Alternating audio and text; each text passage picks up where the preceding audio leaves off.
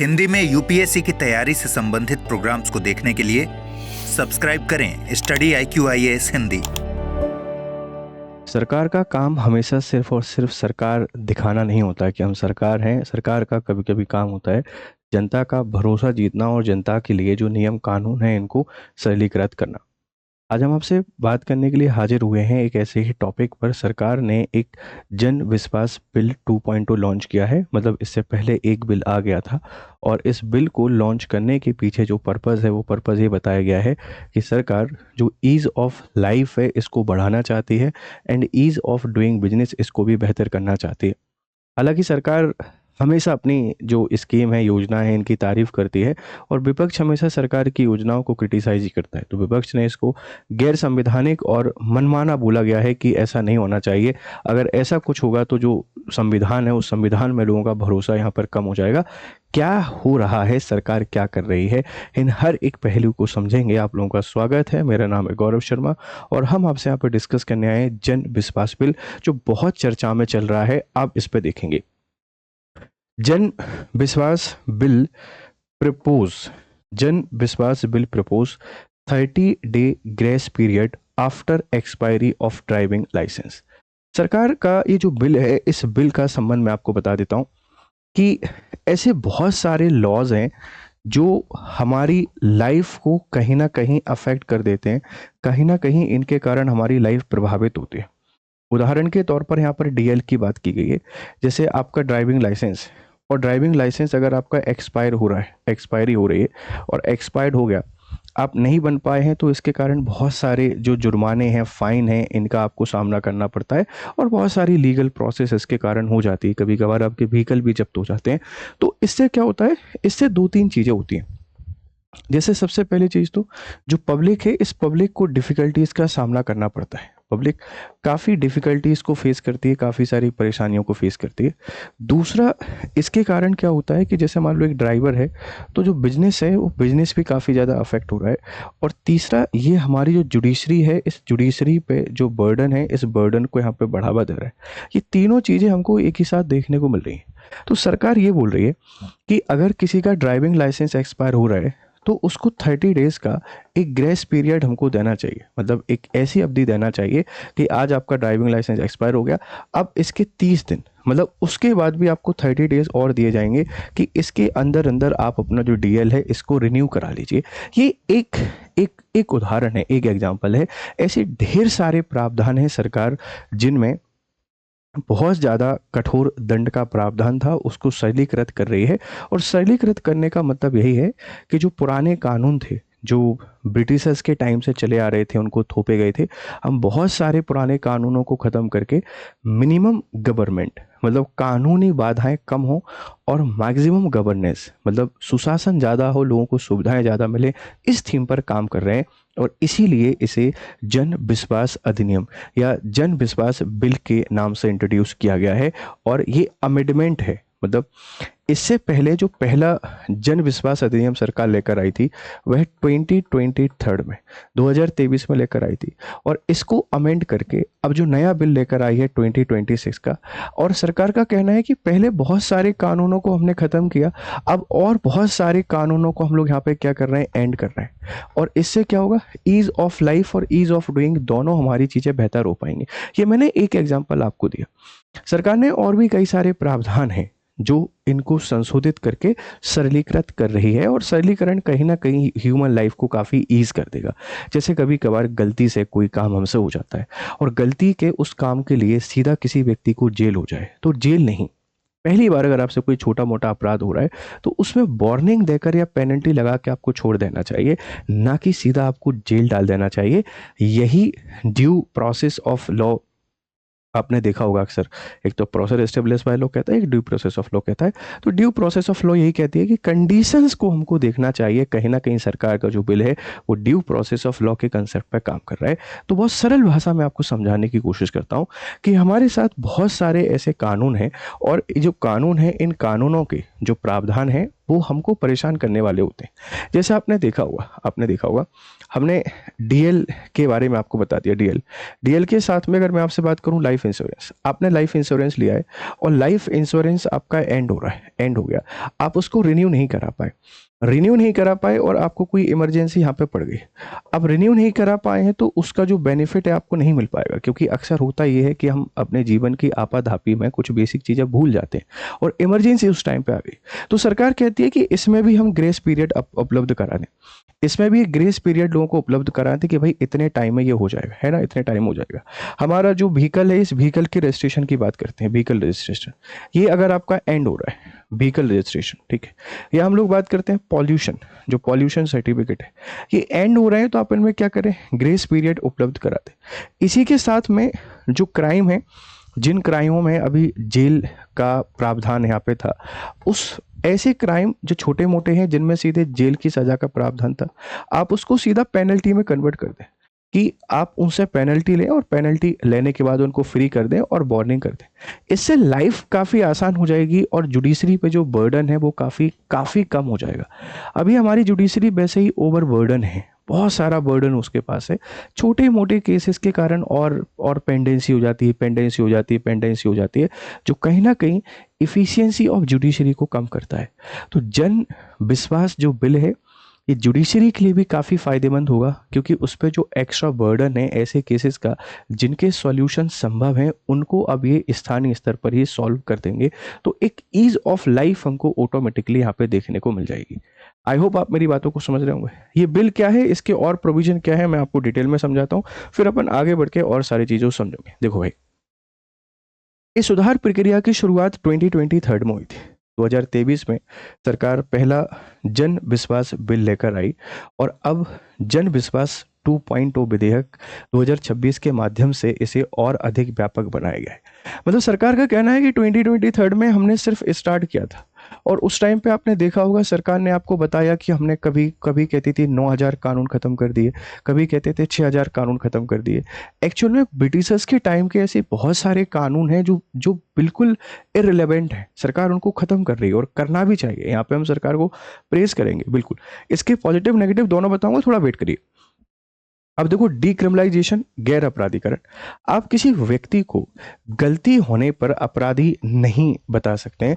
अगर किसी से कोई क्राइम हुआ है, बाय मिस्टेक हुआ है, तो बाय मिस्टेक होने पर आप यहाँ पे पेनल्टी ले लीजिए, मतलब उसको थोड़ा सा सबक सिखाने के लिए पेनल्टी ले लीजिए, लेकिन किसी को क्रिमिनल होने का टैग मत दीजिए, क्योंकि इसके कारण बहुत सारे इनोसेंट जो लोग हैं, इन इनोसेंट लोगों की, है ना, इनोसेंट जो लोग हैं इनकी लाइफ स्पॉइल हो जाती है, फिर वो एक बहुत बड़े क्रिमिनल के तौर पर देखने को मिलते हैं। छोटी और तकनीकी गलतियों के लिए जेल की सजा, इम्प्रिजमेंट को हटाकर आर्थिक दंड, पेनल्टी में बदलना। ईज ऑफ डूइंग बिजनेस, व्यापारिक बाधाओं को कम करना और निवेशकों के लिए अनुकूल माहौल बनाना। ईज ऑफ लिविंग, नागरिकों के दैनिक जीवन से जुड़े कानूनों जैसे ड्राइविंग लाइसेंस, पालतू जानवर नियम को सरल बनाना। आप ऐसे समझिए कि हमारा ये नेशनल पार्क है और वाइल्ड लाइफ सेंचुरी है, इनमें जो प्रवेश है, इस प्रवेश पे शक्ति रहती है। गलती से कोई व्यक्ति अगर यहाँ पे प्रवेश कर जाता है तो आप उसको वार्निंग दे दीजिए या आप उसको पेनल्टी लगा दीजिए। सीधी जेल भेजने की जगह उसको सुधार का मौका हमको देना चाहिए, ऐसा ये कह रहा है।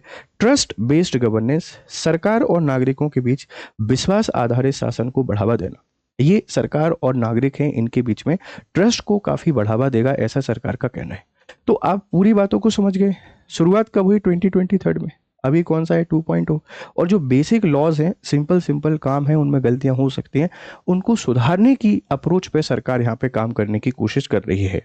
जैसे 2023 के अधिनियम में 42 कानूनों के 183 प्रावधानों को बदला था। वर्तमान में 2026 का विधेयक लगभग 80 कानूनों में बदलाव का प्रस्ताव करता है। जुर्माने में वृद्धि, ऑटोमेटिक रिवीजन, यह प्रावधान करता है कि प्रत्येक 3 वर्ष में जुर्माने की राशि 10% तक स्वतः वृद्धि होगी, ताकि कानून का डर बना रहे। देखो, आप अगर जुर्माना लगा देते हैं, पेनल्टी लगा देते हैं, तो जो पेनाल्टी है बेटा, ये भी एक फियर आप कह लीजिए, या जो ट्रस्ट ऑफ लॉ इसको बना के रखती है। तो हर 3 साल में ऑटोमेटिक इसमें वृद्धि हो जाएगी।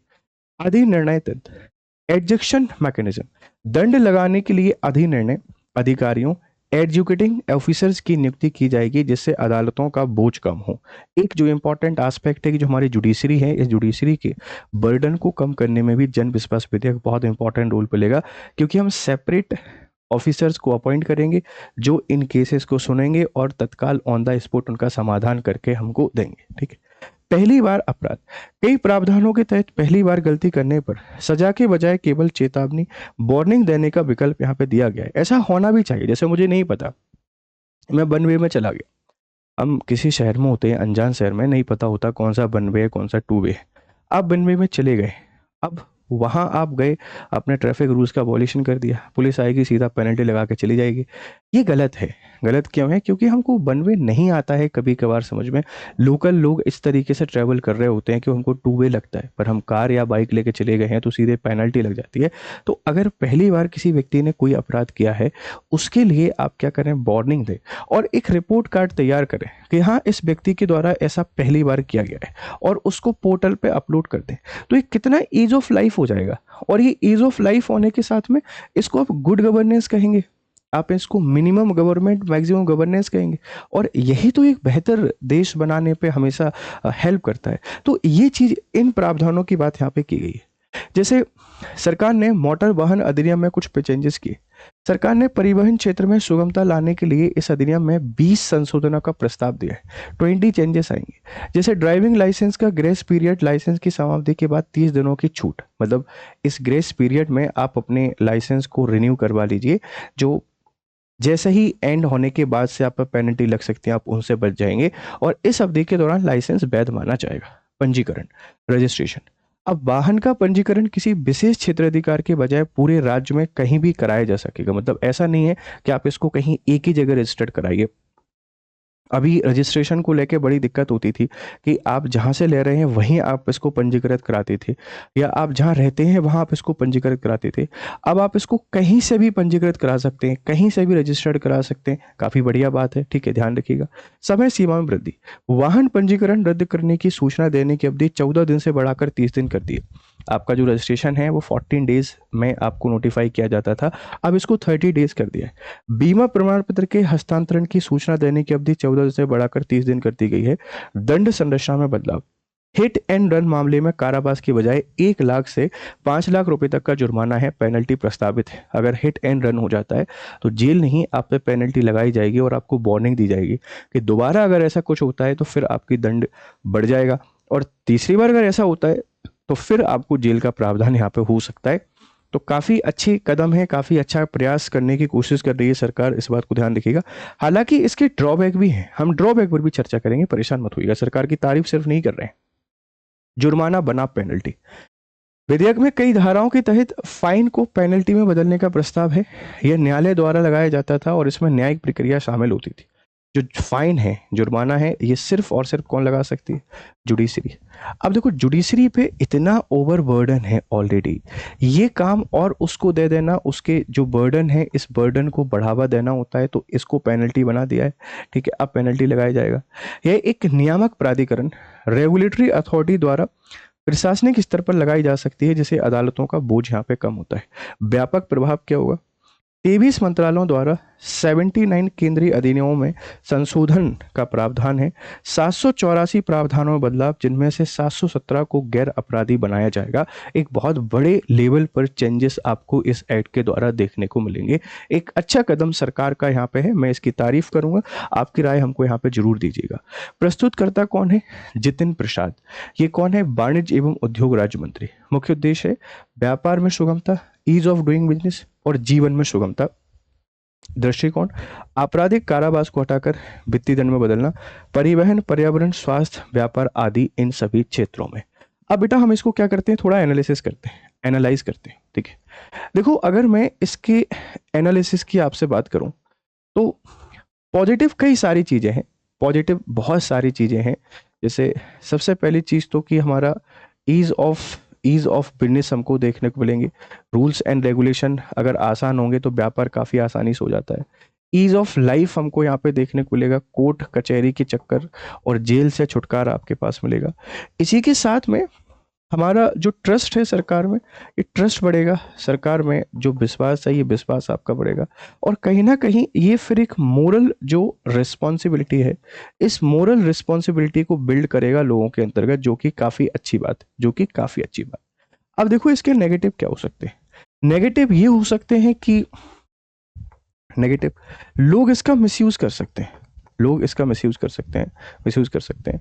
जो डर है कानून का, फियर, वो फियर आपके पास यहाँ पे कम हो जाएगा, फियर कम हो जाएगा, और कहीं ना कहीं ये सोसाइटी में जो क्राइम है, इस क्राइम को बढ़ावा दे सकता है। पैसा देने कोई भी यहाँ पे तैयार रहेगा, मतलब पैसा दो और फ्री हो जाओ, आपको जो अपराध करना है करते रहो, ये एक मानसिकता आपको यहाँ पे बढ़ावा दे सकता है। इसका सॉल्यूशन आपके पास वही है कि पहली गलती पर वार्निंग, सेकंड गलती पर पेनल्टी, तीसरी गलती पर डबल पेनल्टी, और अगर चौथी बार सेम अपराध होता है तो सीधा फिर इम्प्रिजमेंट यहाँ पे कर देना चाहिए। ये एक सॉल्यूशन के तौर पे देखने को मिलेगा। तो सरकार ease of business, ease of life, इन सबको बढ़ावा दे रही है, जो कि काफ़ी अच्छी बात है। कॉलोनियल मेंटेलिटी को काफ़ी कम कर रही है, ताकि अब नए कानून हमको यहाँ पर देखने को मिले। अब एक चीज़ आपसे देखी होगी, ईज ऑफ डूइंग बिजनेस की बात चल रही है, ठीक है, व्यापार सुगमता। भारत में ऐसे बहुत सारे कानून हैं, ऐसे बहुत सारे लॉज हैं जिनकी कोई रिलेवेंसी नहीं है, लेकिन फिर भी हैं, और वो बिजनेस को शुरू होने में बहुत सारा समय लगाते हैं। आपने अगर कभी ईज ऑफ डूइंग बिजनेस देखा हो तो ब्रिटेन, सॉरी, यूरोपीय कंट्रीज़, या जैसे एग्जांपल न्यूजीलैंड का दिया जाता है, अब वहाँ पर कोई भी काम करने जाते हैं 6 घंटे के अंदर अंदर सारी प्रोसेस आपकी शुरू हो जाती है, 7वें घंटे पे आप कंस्ट्रक्शन करना शुरू कर सकते हैं। जबकि भारत में इसको लेकर 6 महीने लगते हैं मिनिमम परमिशन लेने के लिए, ये मिनिमम है, और फिर आपकी किस्मत है कि कितना समय में आपको मिल जाए। बेटा, जब रूल्स लॉज ज़्यादा होते हैं, रूल्स एंड लॉज काफ़ी टफ होते हैं, तो इसके कारण क्या है ना, बिजनेस आपका ग्रो नहीं पड़ता है, बिजनेस ग्रो नहीं करता है, क्योंकि इन्वेस्टमेंट नहीं आता है। इन्वेस्टमेंट नहीं आएगा तो बेटा इंडस्ट्री नहीं लगेगी, इंडस्ट्री नहीं लगेगी तो डेवलपमेंट नहीं आएगा, डेवलपमेंट नहीं आएगा तो डिमांड एंड सप्लाई की चेन पूरी नहीं होगी, ना एम्प्लॉयमेंट मिलेगा, ना ही आपके पास सोशल इकोनॉमिक डेवलपमेंट आएगा। इसीलिए इसको हमको आसान बनाना पड़ेगा, सिंप्लीफाई करना पड़ेगा, और ईज ऑफ लाइफ को भी हमको सिंपल करना पड़ेगा, जिससे कि एक पब्लिक ट्रस्ट को बिल्ड कर पाएँ, सिविक सेंस को डेवलप कर पाएँ।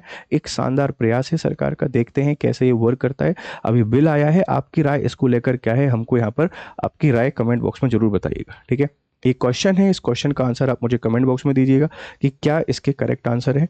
और आपके यूपीएससी की तैयारी को बेहतर बनाने के लिए हमारा ये सफलता महोत्सव जो सेल है, ये एक्सटेंड हो गई है आपकी, और ये 31 मार्च को एंड होगी।